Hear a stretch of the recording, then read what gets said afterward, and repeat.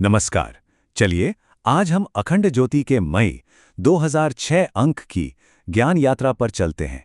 ये अंक हमें बुद्धि के दायरे से निकालकर सच्चे बोध की ओर ले जाता है।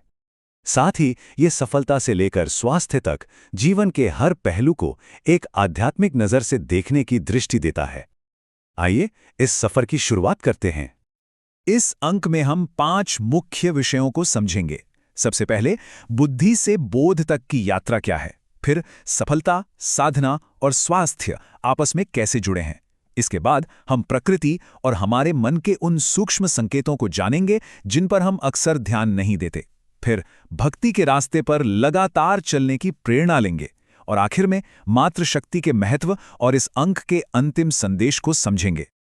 तो हमारी यात्रा का पहला पड़ाव है बुद्धि से बोध तक का सफर।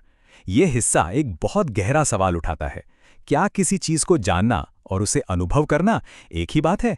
आइए इसी को समझते हैं। पत्रिका का जो सबसे पहला लेख है, बुद्धि से बोध तक, वो बुद्ध पूर्णिमा के अवसर पर इसी सवाल का जवाब देता है। ये बुद्धि और बोध के बीच के बहुत बड़े फर्क को साफ करता है। देखिए, इस लेख का जो सार है ना, वो इस एक लाइन में छिपा है। बुद्धि क्या है? वो बस हमारे पुराने अनुभवों का, पढ़ी सुनी बातों का एक कलेक्शन है, एक मानसिक हिसाब किताब। लेकिन बोध, बोध यानी साक्षात्कार, वो वर्तमान का सीधा अनुभव है, बिना किसी फिल्टर के। और यही बुद्धत्व का असली रास्ता है, जीवन की पूर्णिमा है। और जानते हैं, भगवान बुद्ध ने भी तो यही राह दिखाई थी। उन्होंने बुद्धि को यात्रा की शुरुआत तो बताया, पर मंजिल नहीं। उनका संदेश था कि तर्क और विश्लेषण से शुरू करो, पर वहीं अटके मत रहो, अनुभव की ओर आगे बढ़ो। क्योंकि असली मंजिल बुद्धि में नहीं, बल्कि बुद्धि के पार जाकर परम शांति यानी निर्वाण में है। अच्छा, जब अंदर बोध का प्रकाश जलता है, तो इसका असर हमारे बाहर के जीवन पर, हमारी सफलता पर, हमारे स्वास्थ्य पर कैसे पड़ता है? आइए अब इसे समझते हैं। अगला लेख जो है वो सफलता के बारे में हमारी पारंपरिक सोच को एक नई दिशा देता है। ये पूछता है कि आखिर जो सच में सफल लोग होते हैं वो शिखर तक पहुंचते कैसे हैं। ये लेख सफलता को सिर्फ पैसे से नहीं तौलता। सोचिए, एक तरफ बिल गेट्स जैसे सफल लोग हैं, तो दूसरी तरफ बुद्ध और गांधी जैसे महापुरुष, जिन्होंने अपना सब कुछ त्याग दिया, फिर भी वो परम सफल कहलाए। ऐसा क्यों? क्योंकि सच्ची सफलता कोई भौतिक चीज नहीं, बल्कि एक आध्यात्मिक गुण है, समाज को सही रास्ता दिखाने की क्षमता। तो आखिर ये सफलता मिलती कैसे है? लेख इसके 4 बड़े ही जरूरी स्तंभ बताता है। पहला, एक स्वस्थ आत्मछवि, यानी खुद को एक विजेता की तरह देखना। दूसरा, प्रेम से भरे रिश्ते, खासकर एक सुखी पारिवारिक जीवन। तीसरा, जीवन में एक साफ लक्ष्य का होना। और चौथा, जो सबसे जरूरी है, एक सकारात्मक नजरिया। और ये जो दृष्टिकोण यानी एटीट्यूड की बात है ना, इसके महत्व को समझाने के लिए लेख में एक बहुत ही दिलचस्प गणित दिया गया है। अगर हम अंग्रेजी वर्णमाला में ए को 1, बी को 2 ऐसे मान दे, तो एटीट्यूड शब्द के सभी अक्षरों का जो कुल जोड़ है वो ठीक 100 आता है। ये एक तरह का प्रतीक है कि 100% सफलता के लिए 100% सही दृष्टिकोण ही चाहिए।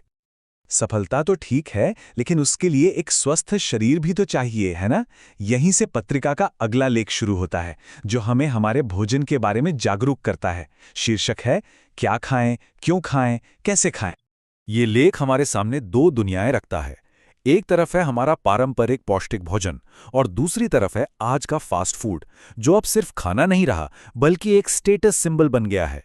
ये बाजारवाद की देन है, जो हमारे स्वास्थ्य को धीरे धीरे अंदर से खत्म कर रहा है। और आप सोच रहे होंगे कि ये समस्या कितनी बड़ी है, तो जरा ये आंकड़ा देखिए। भारत में फास्ट फूड का बाजार हर साल 40% की रफ्तार से बढ़ रहा है।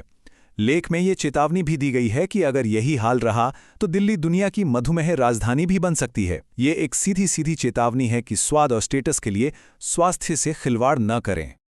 तो स्वस्थ शरीर के बाद चलिए अब पत्रिका के साथ हम उन छोटे छोटे बारीक संकेतों की ओर चलते हैं, जो हमें प्रकृति और हमारा अपना मन लगातार देते रहते हैं। अगला लेख हमें एक ऐसी विद्या की याद दिलाता है जिसे आज के आधुनिक जीवन में हम लगभग भूल ही चुके हैं। वो है प्रकृति के इशारों को पढ़कर मौसम का हाल जान लेना। सोचिए, हमारे पूर्वज चींटियों की कतार देखकर, मेंढकों के टर्राने की आवाज सुनकर या अमलतास के फूलों को देखकर ही बारिश का एकदम सटीक अनुमान लगा लेते थे। घाघ जैसे कवियों की कहावतें तो आज भी उतनी ही सच्ची हैं। ये सारा ज्ञान इसलिए खो गया क्योंकि हमारा प्रकृति से रिश्ता टूट गया। प्रकृति के इन बाहरी संकेतों के बाद अब बात करते हैं हमारे अपने मन के अंदरूनी संकेतों की। क्या आपने कभी सोचा है कि हमारी पलकों का झपकना भी हमारे बारे में बहुत कुछ बता सकता है?